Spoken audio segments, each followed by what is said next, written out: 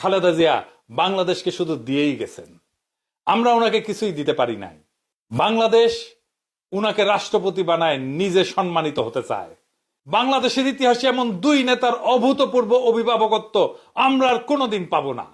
আমরা এই সুযোগ হারাইতে চাই না। আমরা বেগম খালেদা জিয়ার অধীনে নির্বাচন করতে চাই। আমাদের সংসদ সদস্যরা বেগম খালেদা জিয়ার কাছে শপথ পড়ুক, এইটা আমরা চাই। আমরা সেটা দেখতে চাই। ওই শপথের মূল্য অনেক। ওনারা অভিভাবকত্বে থাকলে নির্বাচন এর চাইতে ভালো আর কখনো হবে না। কোনো পুলিশ মিলিটারি লাগবে না, এমনি এমনি শান্তিপূর্ণ এবং উৎসব মুখর নির্বাচন হবে, লিখে রাখতে পারেন।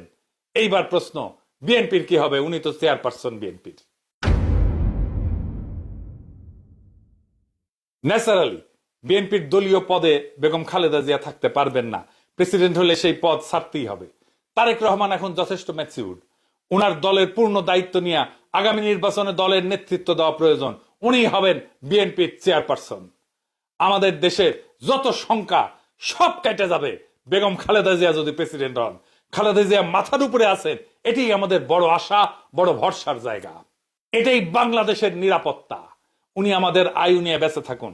যতদিন আমাদের মধ্যে আছেন তিনি মহামান্য রাষ্ট্রপতি হিসেবেই থাকবেন। আর এই কাজ করতে হবে আগামী 5ই আগস্টের আগেই।